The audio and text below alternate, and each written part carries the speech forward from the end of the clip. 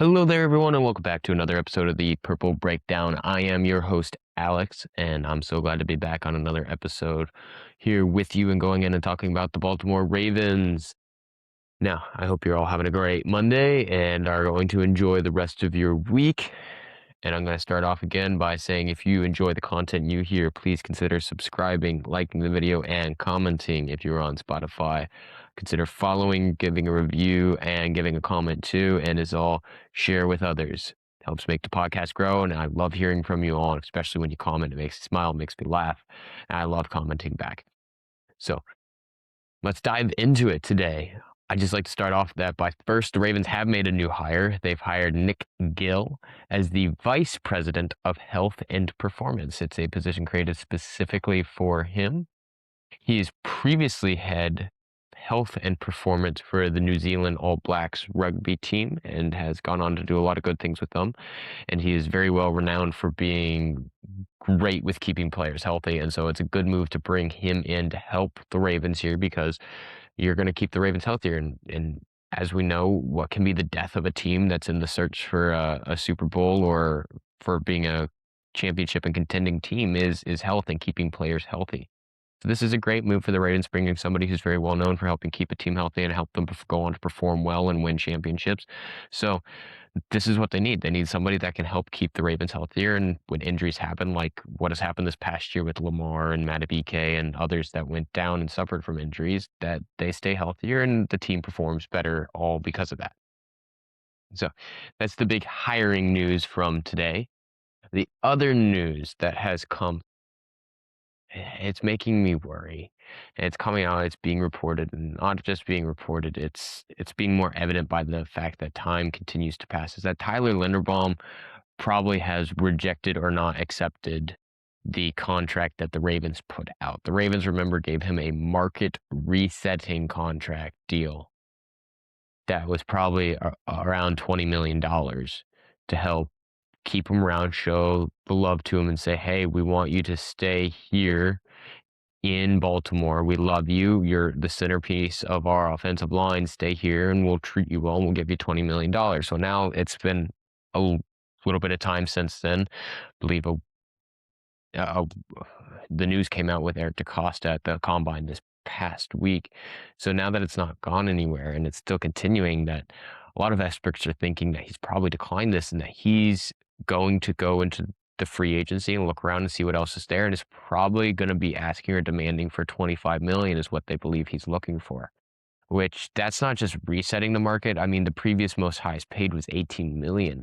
Now he's asking to completely reset it and go all the way up to 25, which is 7 million above that, which I don't know if he gets that, but that is insanity. And the Ravens can't afford that. So all of you are saying, let's get a deal done with Tyler Linderbaum. If he's asking for $25 million, the Ravens don't have $25 million to spend on him. That's just not in the card book. So the Ravens can't spend that money on him.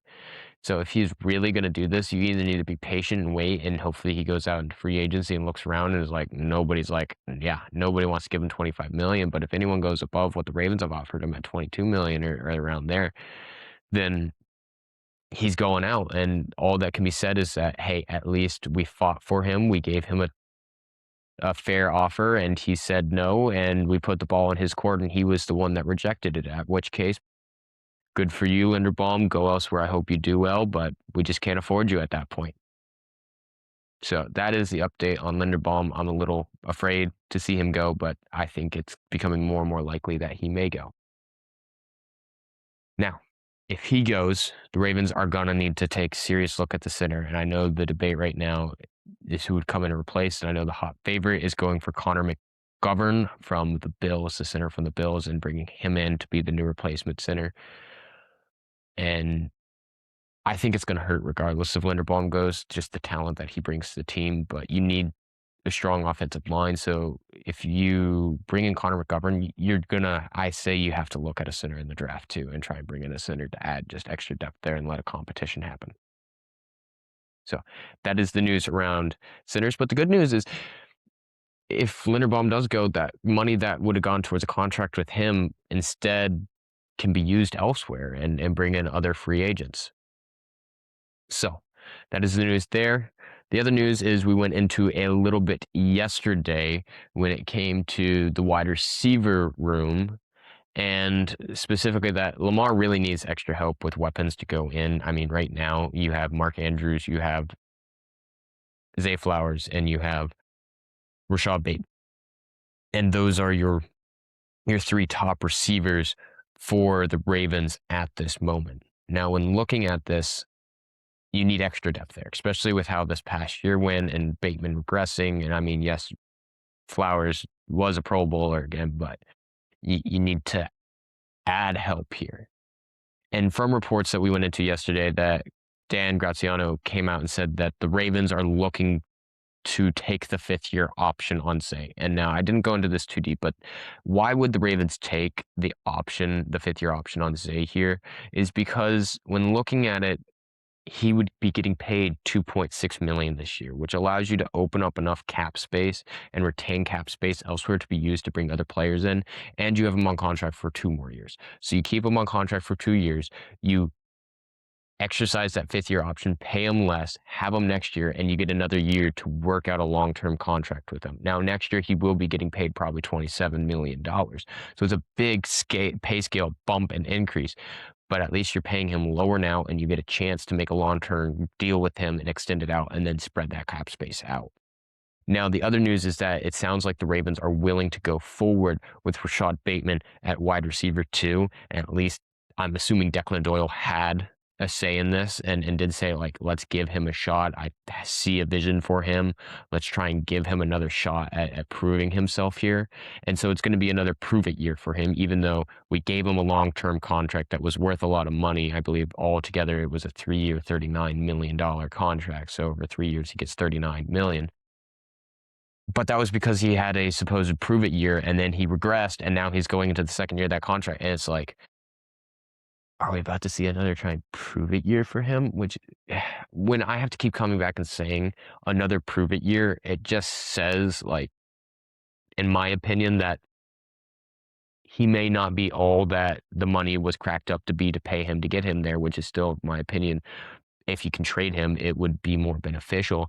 But if the Ravens are going to go forward with a prove it year on him, so be it. We'll see how it handles, how he does. He needs to take a step forward again. He needs to have a season like he did 2 years ago when he got this long-term contract and put up another, I would say, I'm hoping at least 700 to 800 yards and 4 or 5 touchdowns and have a year looking like that. That would be okay, you are a good, solid wide receiver 2. You're going to stay with the Ravens at that point. But because he is getting another prove it year, I think it's only fair to say that the Ravens, looking at that, are going to give Tylan Wallace and Devontae Walker their shots as well. Because you got to remember, DeAndre Hopkins may not be returning to the team. So you still have Tylan Wallace and Devontae Walker on their contracts. And so you're going to give them a shot to prove it and not just fight for the wide receiver 3 spot. But if Bateman is not performing the way he should be, you have to give those two their shots to overtake him. Now, all that being said, you still need to add in more talent there to help give Lamar more weapons, because at the end of the day, if you're having Tylan Wallace and Devontae Walker fight for a spot, but Bateman may be falling off, and you only have a tight end in Mark Andrews right now, you need to add another tight end, and which is either playing long-term wait on Isaiah Likely, letting him go explore free agency, hoping that nothing big comes up to him and the Ravens can give him another contract that he'll accept. Or you're going into free agency, finding another free agent tight end, bringing them back, and or possibly drafting one, or doing both and adding 3, because the Ravens do like operating out of multiple tight end sets. So I wouldn't be surprised to see them bring in one in free agency and draft one as well, so that they can operate in 13 and 12 man personnel groups. Now, they're also going to need to draft a wide receiver. You either bring it in free agency, and I would honestly, I like George Pickens. He'll demand a large term contract, and I said if the Ravens are going to bring in a wide receiver, it is George Pickens, and I still stand by that. But if they're not going to spend the large term money on that, you need to bring in a wide receiver at the draft. And there's some big names still out there. I believe firmly in a 3rd round wide receiver. Zachariah Branch is there. Malachi Fields is there. Skylar Bell is there. There's good names right there. I lean a lot more towards Malachi Fields and Zachariah Branch there in the 3rd round. That's where I would be looking. Now, The Ravens have also we're coming to the end of the combine. The Ravens have also come out and put online on their app the top they're the top prospects for us to be looking at. I highly encourage you to go look at it. It's 20 top prospects that you should know. It's a great article. I love it. I highly encourage you to go look at it and to go see it. And they put out some big names on there, and there's some definitely big names that the Ravens should be looking at. And there's some names that are also just well out of reach of what the Ravens should be looking at, because they put some names on there that's like they're probably going before the Ravens get their pick at the 14th spot. But the big ones is you got to be looking at Vega Iona. There is Carnell Tate, possibly Peter Woods, who's still my preferred right there. Makai Lemon, Emmanuel Prignon, and then a lot of guards in Jennings Dunker, Logan Jones.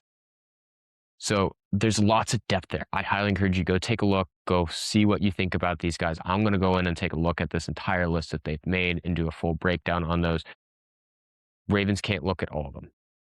But if they're going to look, I do like the wide receiver list, and Jordan Tyson, Carnell Tate, Makai Lemon, those guys, I really, and I do like Makai Lemon. He is my favorite wide receiver out of the bunch so far, and I really like him. But everyone knows my opinion in going Peter Woods first.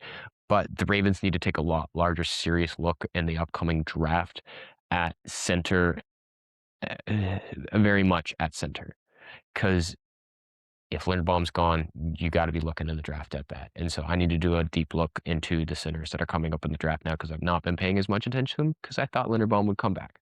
And that's looking more and more not. But I highly encourage you to go look at their article, go check it out, see the full list of everyone. I mean, I believe it's Vega Iona, Jordan Tyson, Ruben Bay Jr., Sonny Styles Jr., Carnell Tate, Sadiq, Peter Woods, David Bailey. I believe Eli Stowers was on there, and I think Jeremiah Love was too, and there's lots of others. But go look at it, go see the big names that they say you should be paying attention to. And I will also say that, look, just because those are the ones they say pay attention to, you got to look deeper into the draft and look at Zachary Branch. I really like the defensive tackle, Darrell Jackson Jr. out of Florida. There's other names that need to be looked at, Malachi Lawrence, Nadame Tucker. There's a whole bunch of other names out there that are later on in the draft that you need to look at and think about. So that is all I have for today. I hope you all enjoyed the content today and what I've put out here today. So if you really have enjoyed that, please consider subscribing, liking the video, commenting. Please comment, makes my day. I love talking to you guys. I want to keep talking to you guys. Please comment. If you're on Spotify, do the same. Follow, review, leave a comment, share, share, share. Thank you all so much for joining in and listening. I can't wait to talk to you guys again. Have a great and amazing day.